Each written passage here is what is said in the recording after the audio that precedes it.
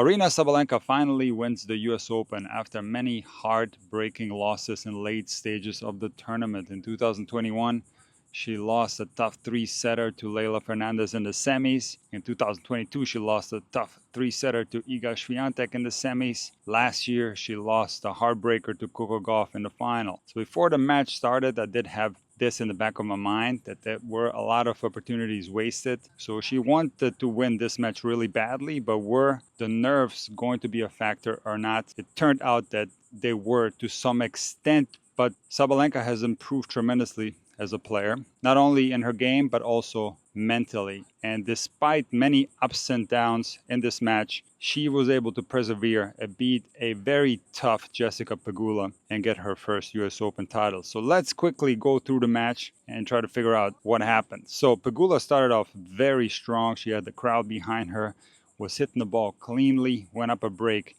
2-1. Sabalenka was not playing well. She was making a lot of unforced errors. But Sabalenka found her game, broke back, and went up 5-2 in that first set. Interestingly, Pegula kind of lost her rhythm, was complaining about her strings. I actually contacted Jonas from Tennis Nerd and I was asking what tension she's using, and it turns out she's using 42 pounds. And I was trying to figure out whether her strings were too loose or too tight, because to me it seemed like when she was losing all these consecutive games in that first set that she was leaving a lot of balls short and dumping some balls into the net. So I thought that the strings might have been a little bit too tight. But in any case, Sabalenka was on top now, and it looked at this point that she was going to dominate the match. However, when she was serving for it at 5-3, 30 all, she throws in a double fault.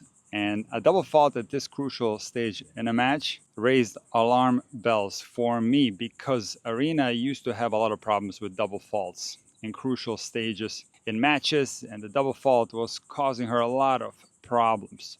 But the difference in the Sabalenka now versus back then is that even after serving a double fault at 5-3, 30 all, which is the worst possible time to serve a double fault, the next point she hits a huge first serve, makes it, and hits a forehand winner and saves break point. So that to me was a positive thing, to have the ability to find your best tennis after doing something very poor in the match. But despite saving that one break point, she still lost her serve. Pegula broke back, held serve, and now it was 5 all. The game at 5 all was crucial for Sabalenka because, again, at 30 all, she throws in another double fault and gives Pegula a break point. This time, Aryna was very mad because she started swiping her racket on the ground, and I thought, uh-oh, is the second serve problem coming back? But no, Sabalenka is a much stronger player mentally, and she was able to save that break point. And not only that, she held serve and ended up breaking Pegula's serve and winning that first set 7-5. Went up 3-love in a second. It looked like she was going to cruise. However, Pegula started playing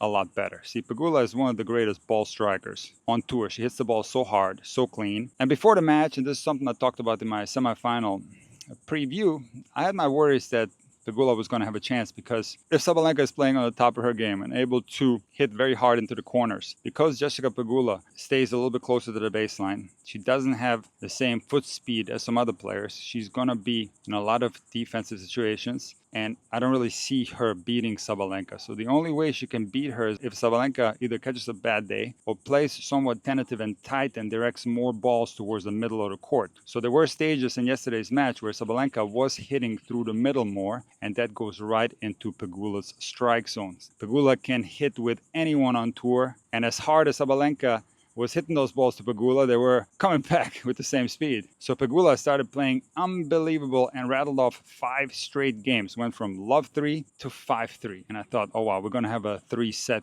thriller. But again, Sabalenka's improved mental game showed in this match. She was able to break back, and not only that, win some really crucial points in games that were going over deuce. And she deservedly won this match 7-5, 7-5. So I did not think this was the absolute top level of both Pegula and Sabalenka, but I did think that both showed great mental strength. This was a high pressure match, and it was for sure an entertaining final. So this time of the year, I always look at the race and see who's going to qualify for the WTA Finals. And of course, Swiatek and Sabalenka are already qualified, but the other players are not qualified yet. Only 8 players make it there. And the player that I'm hoping is going to qualify is Danielle Collins, because it's her last season and she played unbelievably well. I talked about Danielle's performances this year a lot on both of my channels. However, as of late, Danielle has not been playing well. And especially in Monterrey, where she lost in the first round to Andreeva's sister, Erika Andreeva, and then she lost in the first round of the US Open to Caroline Dolhide.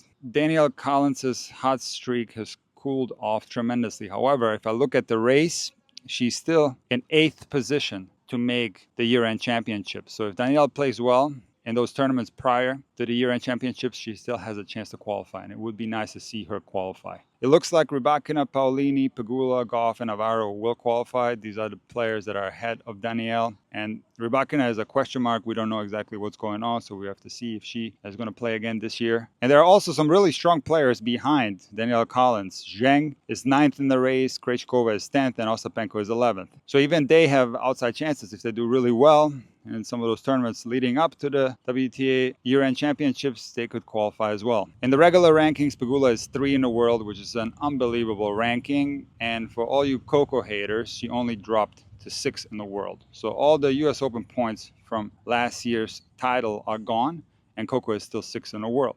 What does that tell you? It tells you that Coco has been playing pretty consistent tennis, and she's far away from her top form, and she's still ranked 6th in the world with the US Open points falling off. Emma Navarro is 8th in the world, so we have 3 very good American players in the top 10. American tennis is doing so great, and the WTA is also doing so great. I thought this entire women's US Open draw features some fantastic matches. The semifinals were super entertaining. The final was super entertaining. The WTA is in a good place.